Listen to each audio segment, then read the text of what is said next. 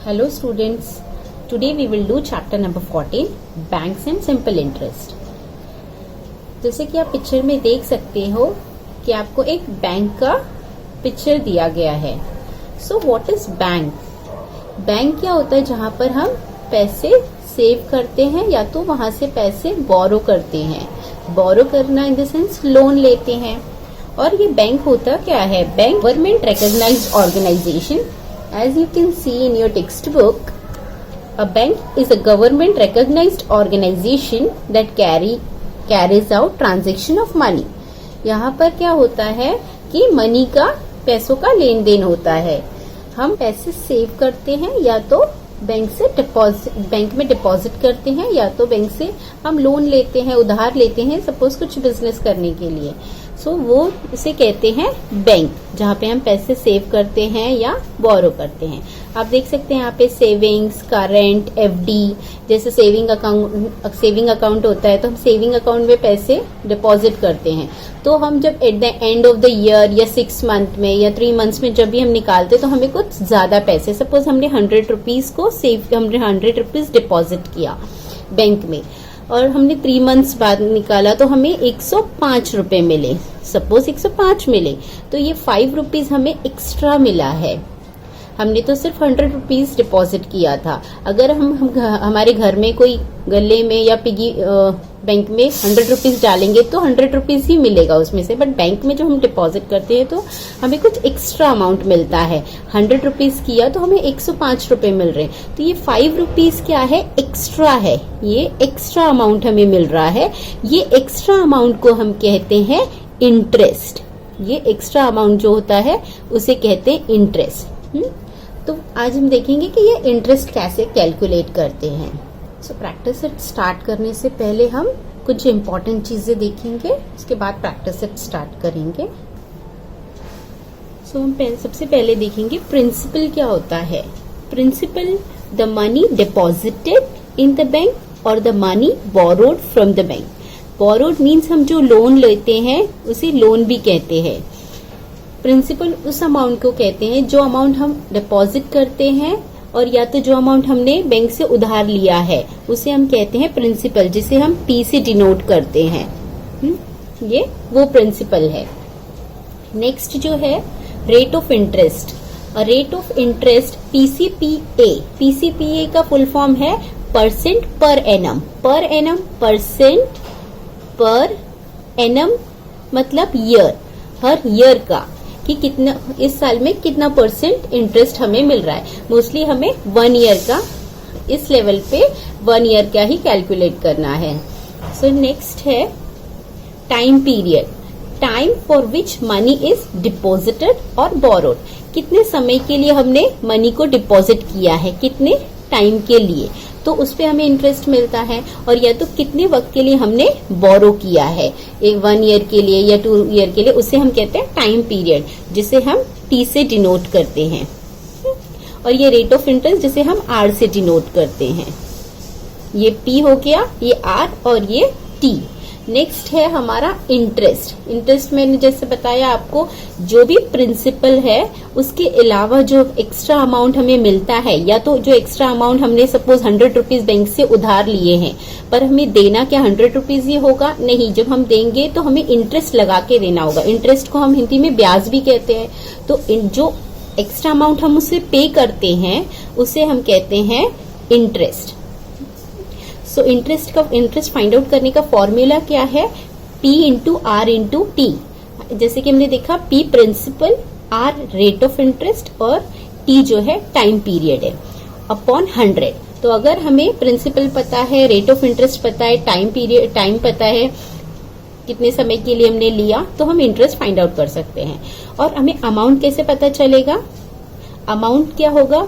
कितना अमाउंट हमें बैंक देगी या कितना अमाउंट हमें वापस करना है बैंक को। सपोज हमने लोन लिया है तो हमें कितना अमाउंट वापस करना है, तो जो प्रिंसिपल है जितना हमने लिया है प्लस इंटरेस्ट जो है ब्याज उसमें ऐड कर देंगे, उतना अमाउंट हमें उसे वापस करना होगा। तो अमाउंट को हम A से डिनोट करेंगे। A equals to P plus I, ये अमाउंट का फॉर्मूला होगा।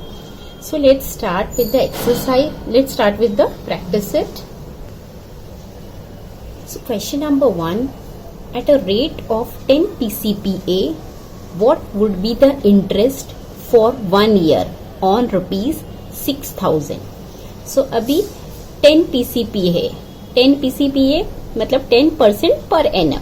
ये हमें रेट ऑफ इंटरेस्ट पता चल गया, मीन्स आर मिल गया। What would be the interest for 1 year, यहाँ पर लिखा है 1 ईयर, तो टी पता चल गया 1 ईयर के लिए है ऑन रुपीज 6,000। प्रिंसिपल क्या है 6,000, तो हम इंटरेस्ट इजीली कैलकुलेट कर सकते हैं। सो सोल्यूशन स्टार्ट करते हैं। हमने सबसे पहले लिखना है हमें प्रिंसिपल। प्रिंसिपल कितना दिया हुआ है रुपीज 6,000, तो प्रिंसिपल की जगह पे हमने 6,000 लिख दिया। Rate of interest that is R, हमें रेट ऑफ इंटरेस्ट कितना दिया था 10 PCPA, 10 PCPA दिया है। और टाइम पीरियड क्या दिया था 1 year, so time period 1 year. तो हम इंटरेस्ट कैलकुलेट कर सकते हैं। What would be the interest, interest equals to that is I, interest का फॉर्मूला क्या है P into R into T upon 100। So हमें पता है P क्या है, P है 6,000, तो हम लिख सकते हैं उसकी जगह पे 6,000 लिखना है हमें। R हमारा क्या है 10 है, सो 10 लिखा इंटू I क्या है, इंटू T क्या है हमारा 1 है, सो 1 upon 100।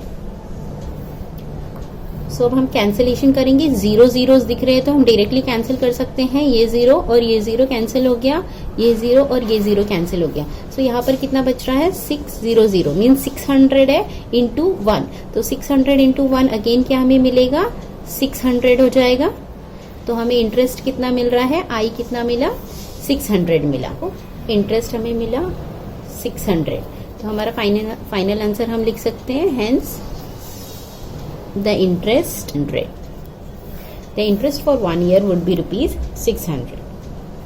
Second question, Mahesh deposited rupees 8,650 in a bank at a rate of 6 PCPA.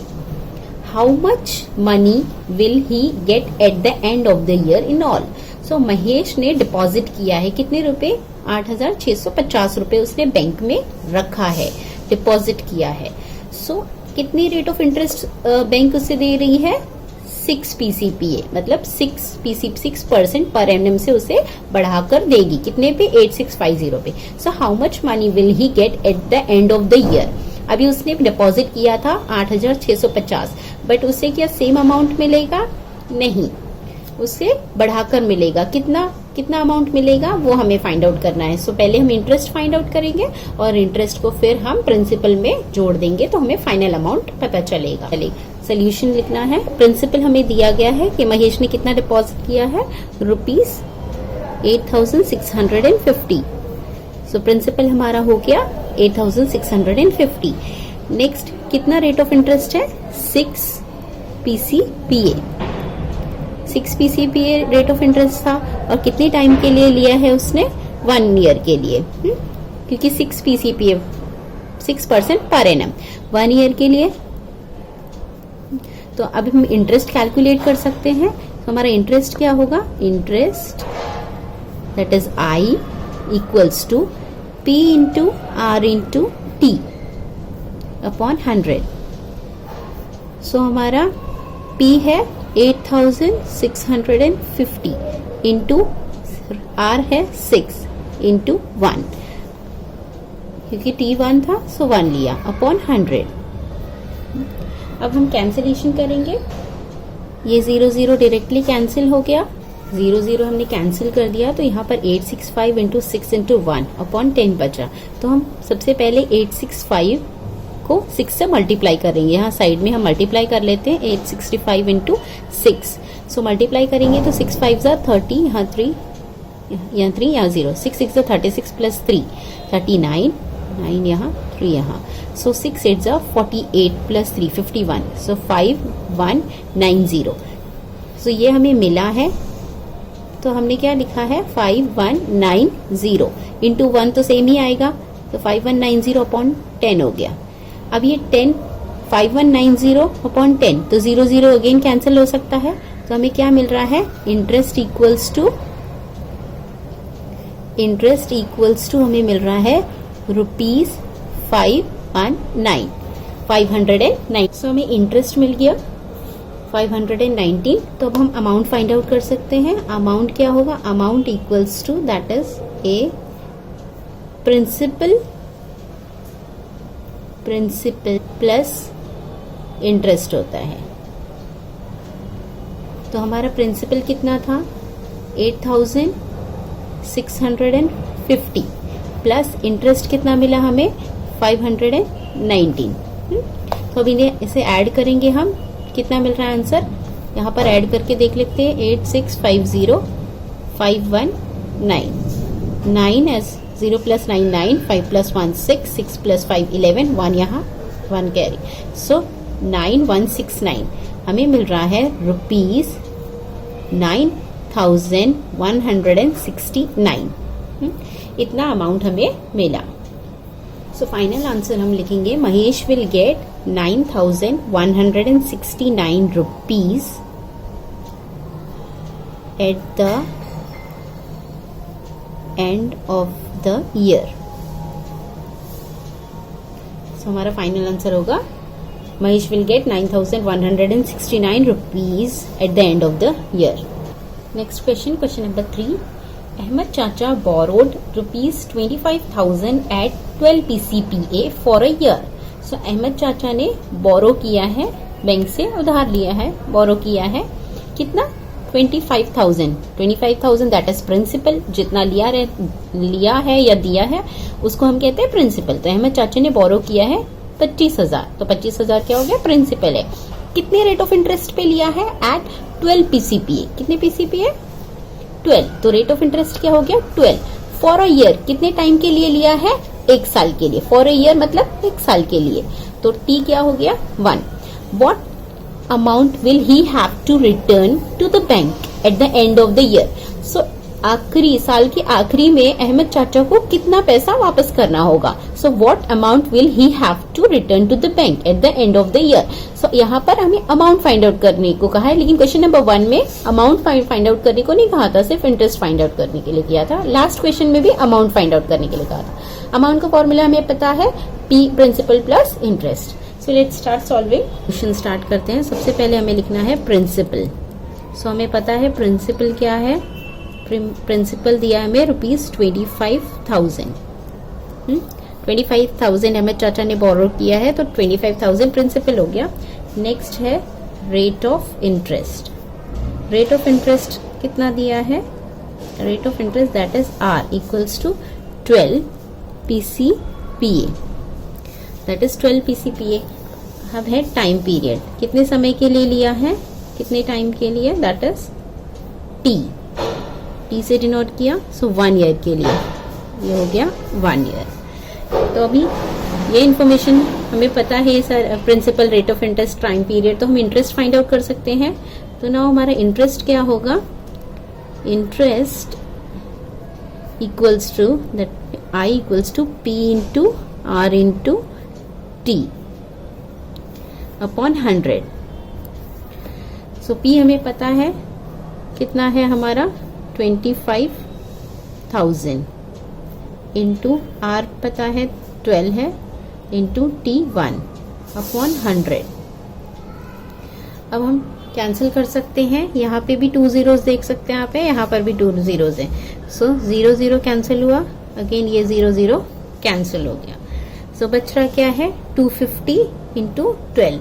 हम यहाँ पर 25 को 12 से मल्टीप्लाई कर देंगे।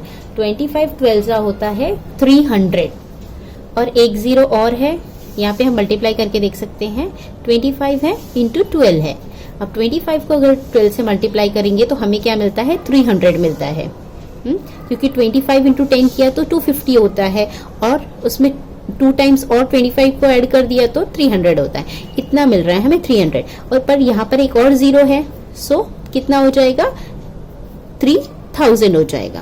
यहाँ पर 250 था, सो 250 इंटू 12 हो गया 3000। तो हमें आंसर में इंटरेस्ट कितना मिल रहा है? Interest equals to that is I 3000 मिल रहा है, ₹3000। इंटरेस्ट मिला तो हम अमाउंट फाइंड आउट कर सकते हैं। Amount that is A equals to amount के लिए क्या फॉर्मूला है, principal plus interest. So principal plus interest. You can write amount equals to principal plus interest. Principal था हमारा 25,000, सो हमने 25,000 लिखा, इंटरेस्ट की जगह 3,000. सो दोनों को ऐड किया तो हमें क्या मिल रहा है, 28,000. So this is the final answer. ये अमाउंट अहमद चाचा को रिटर्न करना होगा बैंक को at the end of the year. So final answer हम क्या लिखेंगे, अहमद चाचा have to return ₹28,000 to the bank at the end of the year. Next question number 4. Kishan Rao wanted to make a pond in his field, so he borrowed ₹35,250 from a bank. Kishan Rao को एक pond बनाना था, अपनी field में एक तालाब बनाना था, उसके लिए उसने बैंक से पैसे बोरो किए. कितना, 35,250 बैंक से उसने बोरो किया at an interest rate of 6 PCPA. कितना इंटरेस्ट रेट, 6 PCPA. मतलब रेट ऑफ इंटरेस्ट पता चल गया हमें 6 है. और कितना बोरो किया था, 35,250. तो वो हमारा प्रिंसिपल हो गया. Next, how much interest will he have to pay to the bank at the end of the year. So कितना उसे इंटरेस्ट पे करना है at the end of the year, उसे कितना इंटरेस्ट पे करना है. यहाँ पे क्या पूछा गया है, how much interest will he have to pay. यहाँ पर अमाउंट नहीं पूछा गया है कि कितना अमाउंट उसे पे करना है. यहाँ पर हमें इंटरेस्ट पूछा गया है कि कितना इंटरेस्ट उसको पे करना है. इंटरेस्ट का फॉर्मूला हमें पता है, that is P into R into T upon 100. तो उतना ही हमें इंटरेस्ट फाइंड आउट करना है. अमाउंट बोला होता तो अमाउंट का फॉर्मूला क्या है, प्रिंसिपल प्लस इंटरेस्ट को ऐड करके वो अमाउंट हमें फाइंड आउट करना होता. अभी लास्ट क्वेश्चन में जो अहमद चाचा के क्वेश्चन में हमें पूछा गया था, what amount will he have to return to the bank. But इस क्वेश्चन में how much interest will he have to pay, तो हम सिर्फ इंटरेस्ट फाइंड आउट करेंगे, अमाउंट फाइंड आउट नहीं करेंगे इसमें. क्वेश्चन नंबर 4 सोल्यूशन में जो भी गिवन दिया है हमें, पहले हम वो लिखेंगे. So principal P equals to, principal कितना है, किशन राव ने कितना बोरो किया था, ₹35,250 बोरो किया था बैंक से, तो वो हमारा प्रिंसिपल हो गया. नेक्स्ट है rate of interest equals to कितना है, 6 PCPA. T कितना है, T है 1 ईयर. 1, तो हम इंटरेस्ट फाइंड आउट कर सकते हैं. नाउ इंटरेस्ट क्या होगा, interest P into R into T upon 100. Simple interest हम फाइंड आउट कर रहे हैं, P into R into T upon 100. अभी हमें पता है हमारा P कितना है, 35,250 इंटू R दिया हमें 6 इंटू T है हमारा 1 अपॉन 100. अब इसे हम कैंसिल कर सकते हैं. यहाँ पर न्यूमरेटर में भी यहाँ पर 1 0 दिख रहा है, यहाँ पे 2 0. सो 1 0 अगर ऊपर से कैंसिल किया तो यहाँ से भी 1 0 हम कैंसिल कर सकते हैं. 0 0 कैंसिल हो गया, क्या बच रहा है, 33,525 इंटू 6 इंटू 1. सो हम इसको मल्टीप्लाई कर लेंगे साइड में, 3525 इंटू 6. इसे मल्टीप्लाई करेंगे तो हमें क्या मिलेगा, 6 5 30, 6 2 12 प्लस 3 15 एंड 6 5 30 प्लस 1 31. सो 1 यहाँ 3 यहाँ, 6 3 18 प्लस 3 21. सो हमें 21150 मिल रहा है. 150 हमें मिल रहा है. 21,150 अपॉन 10. अगेन 0 0 दिख रहा है, हम कैंसिल कर सकते हैं. तो कैंसिल करेंगे तो हमें क्या मिल रहा है, सिर्फ रुपीस ना मिल रहा है, हमें 2115 मिलेगा. देयरफॉर हम लिख सकते हैं हमारा इंटरेस्ट क्या है, टू ₹2115 ये मिला हमें. सो फाइनल आंसर लिखेंगे हम, hence Kishan Rao will have to return ₹2,115 as an interest to the bank at the end of the year.